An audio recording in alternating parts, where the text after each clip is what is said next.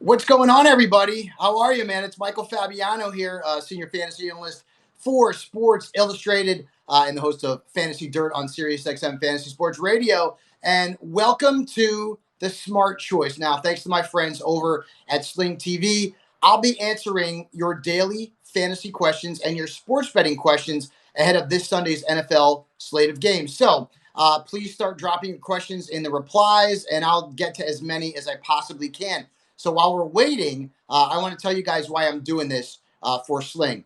I'm a slinger. Now, I absolutely love Sling TV. I use it every single day, as you can tell, right? And I absolutely love this product, and we're saving a lot of money using Sling. And these days, you guys know that's very, very important. So this is great for my family, for my 10-year-old son who absolutely loves it. There's a lot of news, home improvement shows. My girlfriend loves those, and of course, for me, there's a lot of sports, including a whole lot of football. It really is the smart choice for live TV. And of course, it offers plenty of football. And you know, I love football. I know you guys love football as well. And you'd be really surprised at how much live football you can get on Sling and at a very, very low price. So make sure you check it out. It's very, very easy to sign up. It takes less than 5 minutes. So check out the link in this tweet to get the best of cable for the best price. I promise you guys, Sling TV will not disappoint. And if you didn't know this, now you do. Sling TV now has NFL Red Zone with my good pal Scott Hansen over at NFL Network. So you can get every touchdown from every game on Sunday afternoons on Sling, which is just unbelievable. For more information, head to sling.com. All right, so let's get to things here. First up, I'm going to give you guys my smart choice picks for week 4. And first, we're going to do something in the sports betting realm, right? So if you like to bet games with point spreads, I like Indianapolis this week. They are giving 2.5 to Chicago. The Chicago's 3-0. I get it, but they could easily be 1-2 or maybe even 0-3. Like you remember, DeAndre Swift dropped that touchdown pass in week 1. The Giants lost Saquon Barkley against them in week 2, and then Atlanta, I mean, they just can't hold a lead. So I don't know that Chicago is a formidable 3-0 team. I'm also not sold on Nick Foles being the savior in Chicago. Chicago also has a terrible minus 19 point differential in the first 3 quarters of games. You know what that means? That they've been coming back in the fourth quarter and winning games like they did last week against Atlanta. I don't think that's happening against Indianapolis. I say Indy can win this game by at least a field goal. If you like the over-under action, well, this has been the way to go so far this season. I mean, look at 2020. This season has already broken records for combined points per game and the most touchdowns after 3 weeks. I mean, look at last night's Denver and the Jets game. You had a third-string quarterback and Sam Darnold, who hasn't been all that great, and they went way over the over of 41 points. So keep that in mind, guys. For me, I'm going to give you 2 over-unders that I like this week. First off, Cleveland and Dallas at 55. I think that will go over. And then Buffalo and Las Vegas also, they're at 52. I say that game goes over as well. Now I've got some DFS bargains for you that I really like. First off, Ryan Fitzpatrick against Seattle. He was great last week. He proved that the beard is mightier than the mustache. He was very good, 24 plus fantasy points in 2 straight games. So now he gets Seattle at home. Seattle has been absolutely awful against quarterbacks, right?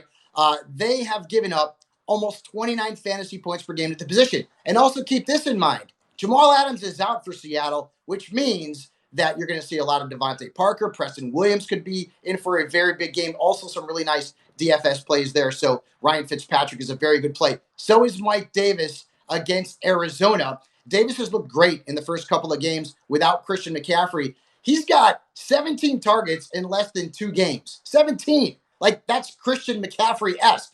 Okay, he's not as good as McCaffrey, but he's still getting opportunities like McCaffrey. Arizona's given up the 3rd most receiving yards to running backs, nearly 29 fantasy points per game. So I feel like this is a very good spot for Mike Davis, and he's only at $5,700. And then Hunter Renfrow. You like that? Hunter Renfrow for Las Vegas last week was very good. Played 39 snaps.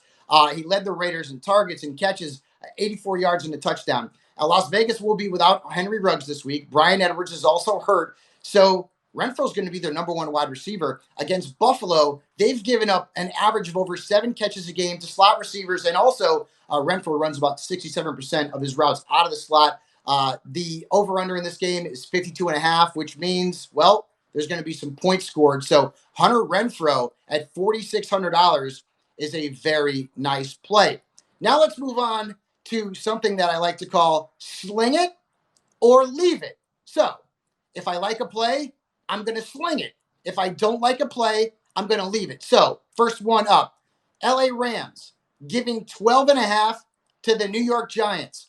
I am going to sling this one. I like it. This is the second highest point spread of the week. Baltimore's given 13.5 to Washington. That's number one. And LA beat the Giants 51-17 in their last meeting, which was back in 2017. The G-men are last in terms of rushing without Saquon Barkley. They're 1-10 in their last 11 games against the NFC. That is not good. And also, New York is dead last in points per game, averaging 12.7. Here's an interesting note, though. The total has gone over in 5 of the last 6 games between these two teams. So maybe you want to go with the over. You definitely want to go with LA. Next up, Gardner Minshew, DFS play at $5,900. I say sling it. Minshew, I get it. He put up a stinker last week. All that pressure to beat the Bears, and he couldn't do it. But I do like him this week, okay? DJ Chark looks like he's going to be back. Cincinnati has given up the 7th fewest points to quarterbacks, but that's kind of deceiving. They played Tyrod Taylor in week 1, Baker Mayfield, who is in a run-based offense for Cleveland. And then they played a struggling Carson Wentz last week, and it took him 5 quarters to score over 21 fantasy points. So I like Minshew against Cincinnati. One more, Justin Jefferson as a DFS play at $5,200. I'm going to leave it. I'm going to leave it here. Jefferson, he was great last week. It looked like he was back at LSU, 175 yards, a touchdown, over 30 fantasy points. He was great, but I just wouldn't chase the points here. Houston's defense has been tough. They have been very tough, in fact, against receivers who are lined out wide, allowing an average of fewer than 70 yards per game and the 7th fewest fantasy points to receivers who are lined out wide. And look at the schedule, too. I mean, they've played some very tough teams, Pittsburgh, Kansas City, Baltimore. So Jefferson was great last week. I would have picked him up off the waiver wire. I would not start him in DFS at that price. So Justin Jefferson is a leave it for me, not a sling it. Next up, all right, guys, you've been throwing out these questions, so I'm going to hit you up. I'm going to give you answers to some of your most pressing questions for week 4. And we're going to start off here with a question about quarterbacks and who is a quarterback to avoid in DFS this week. And for me, it's Tom Brady at $6,100 against Los Angeles. I understand Brady was good last week. It was his first good game out of the first 3. Remember, in week 1, he had over 20 points, but he rushed for a touchdown. So it wasn't great. He was okay. It wasn't great. Now, the Chargers defense is banged up. I understand that. Melvin Ingram's hurt. Chris Harris is hurt. But Brady's offense is also banged up. Chris Godwin is not going to play. Scott Miller's banged up. They have injuries all over the place. So I also don't like Brady this week because of the numbers, all right? He's outside of the top 20 in completion percentage among quarterbacks. And in passer rating, he's outside of the top 20. He's barely in the top 20 in air yards per completion. So with that being said, and LA giving up an average of about 15 fantasy points per game, the quarterback's not named Patrick Mahomes, I feel like you can do better than Tom Brady at $6,100 in DFS. So I would fade him this week in daily fantasy leagues. All right, let me get to some of your questions here. First up, we're going to go to Phil Sharp. Phil wants to know Mike Davis or Tyler Boyd as a flex. I like Boyd this week a lot. The matchup's really good, but Mike Davis has been great. I talked about it a little bit earlier on. He's getting a ton of targets in the Carolina backfield. And also, this matchup against Arizona is a very positive one. So if you've got Mike Davis, I'd start him this week, and I would certainly start him over Tyler Boyd. Lakers 23. Go Lakers! Like, I'm in LA, man. Are we going to sweep them? Like, what's the deal? Russell Wilson or Josh Allen? This is first world fantasy problems. Yeah, Russell Wilson and Josh Allen. I mean, come on. Trade one of them. Number 1, Lakers 23. Trade one of them. Number 2, start Russell Wilson this week. How can you not? The guy's been absolutely just tremendous. So go with Russ. All right, next up, Ruley 83, Josh Kelly, good flex this week. No. And I was wrong on him last week. A lot of people in the industry were wrong on him last week. The matchup was great. This week, not so much against Tampa Bay. They're giving up an average of fewer than 3 yards a carry to running back. So Joshua Kelly is going to be a fade for me. Next up, Brandon Neely. Who sits out of these three? Joe Mixon, OBJ, and Tyler Boyd. Another Tyler Boyd question. Another question where I will say I like Tyler Boyd, but I'm sitting him this week. I think Mixon bounces back against Jacksonville, and OBJ has a big game against my beloved Dallas Cowboys. So next question, Robbie Anderson or MVS? That one's good. Robbie Anderson's been really good, and I don't love the matchup this week for him against Arizona. I'd still go Robbie Anderson, though. Not sure what the status of Devontae Adams is. Looks like he's going to be a go for Monday night. So he hopefully will be in play for fantasy owners. But here I would go with Robbie Anderson despite the tough matchup. All right, the Sportsman wants to know, Civ 1, Darrell Henderson, Singletary, or DJ Moore? That one's interesting. That's very interesting to me. I'm not sure what the scoring system is there. I'll tell you this. If Zach Moss is out, Singletary is in for me for sure, without question. If Singletary is splitting the carries with Moss, if Moss is active, then Singletary will be the player who sits. Next up, Andres Damian, Darrell Henderson, DJ Moore, or Devontae Parker. You can only pick two. One has to be a wide receiver and one's a flex. So I'm going to go with DJ Moore.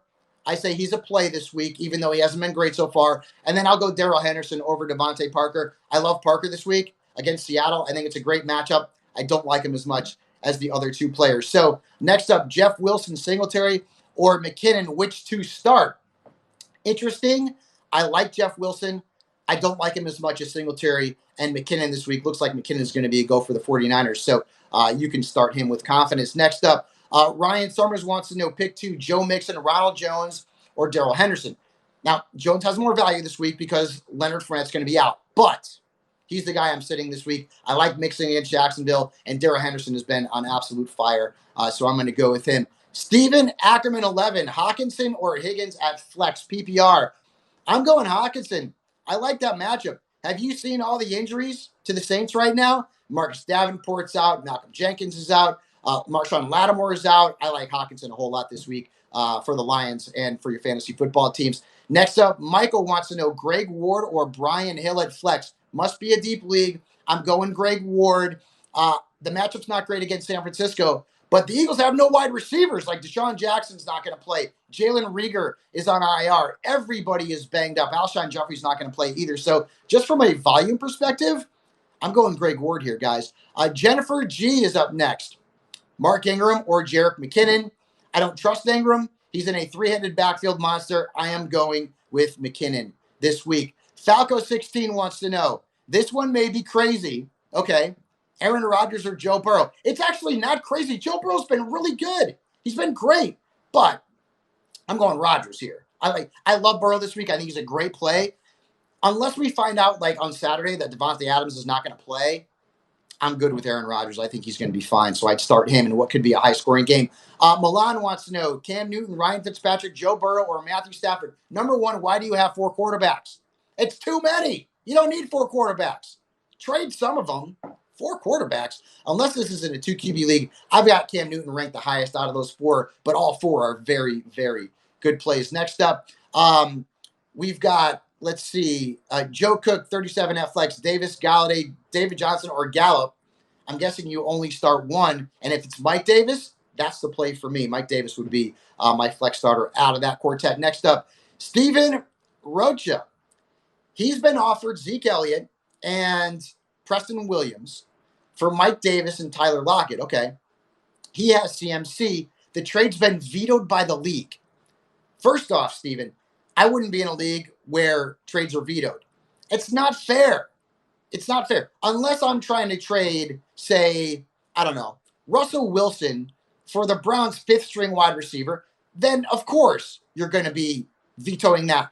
Trades should not be vetoed. They just should not be vetoed. That's the bottom line for me. I don't think it's fair because none of us can see the future. None of us. And I don't actually think that's an awful trade either. So I would go ahead and complain to the commissioner and try to get that trade approved. Jenny wants to know, pick 2, Derek Carr, Tom Brady, Joe Burrow, and Deshaun Watson. Again, 4 quarterbacks? Okay, Burrow and Watson it is. And then pick 2 from DJ Moore, Justin Jefferson, Hollywood Brown, CeeDee Lamb. I'll go DJ Moore. and I will go with Hollywood Brown as well. Thoughts on Nick Foles? By the way, Mike Davis or Devin Singletary is an RB2. Saw that one. Davis is the call there. Thoughts on Nick Foles? Not playing him this week. Not against the Colts. Their defense has been very, very good. I'm talking about really good. So, and I know they haven't played the greatest competition, right? I mean, Sam Darnold's not that good, last week, although last night he had a heck of a game, especially with the rushing. But I would suggest there that matchup against Indianapolis is one where I would be fading Nick Foles this week. Pick him up, but I would be fading him. Jerry, Evan Ingram, or Hawkinson. Again, I'm going Hawkinson here. Short squeeze. Wait until Devontae Adams on Monday or bench him on Sunday. Have insurance. Like, grab Robert Tonyan off the waiver wire if you possibly can. I have Adams. I did the same thing. I picked up Tonyan because Green Bay is all messed up. Their pass catchers are all banged up. So I think Tonyan is a worthwhile option if Adams can't play. I'd rather wait and see if I can get Adams. It seems like he's trending in the right direction. So I would roll the dice there with Adams. Golden Tate or Andy Isabella. I go Isabella without question. My thought, Austin, on Dalton Schultz. I love Dalton Schultz this week. I do. 16 targets in the last 2 weeks. That's tied for fourth among tight ends in the National Football League. And the matchup's really good against Cleveland. Their defense has been bad against tight ends. Remember what happened a couple of weeks ago with Drew Sample, by the way. So I like Schultz this week. He's a very nice streamer. Aaron Rodgers or Kyler Murray. If Nuke is active, then Murray's the go. It's probably end up going to be Murray anyways, but more than likely Murray will be the guy. But if Nuke is inactive, I'm going to go towards Rodgers in this one. Kyler Murray or Baker, either way, it's Kyler Murray. Baker's, I know the matchup's good, but they just run the ball too much. Baker right now at this point, he's not even in the top 20 in pass attempts per game among quarterbacks. Should I stream Tonyan this week? Desperate at tight end. Had Eric Ebron, who's with the Steelers, and obviously they're not going to play this week. They have a bye due to the coronavirus. I think Tonyan is worth a stream this week, especially when you consider that Allen Lazard's not going to play. And we think Devontae Adams is going to play. We're not 100% sure yet, but I feel like Tonyan is a nice deep sleeper type. Maybe not so much a deep sleeper after last week when he put up a pretty good stat line, guys. So thank you for all the questions. You guys have been awesome. Hopefully all of those choices end up being the smart choices for you. Big Mike Carson looks like he is going to play this week. So those were all of my smart choices for week 4. And that's going to be all for this week's edition of Sling Smart Choices. But remember, don't miss every touchdown from every game on Sunday afternoon with my buddy Scott Hansen on the NFL Red Zone on NFL Network. And of course, you can find it on Sling. And sign up right now. Like, do it right now. Okay, I've answered your questions. Now it's time to sign up for Sling. It's awesome. Go to sling.com. Check it out. Everybody, have a great weekend and good luck in all of your week 4 matchups. I will see you soon.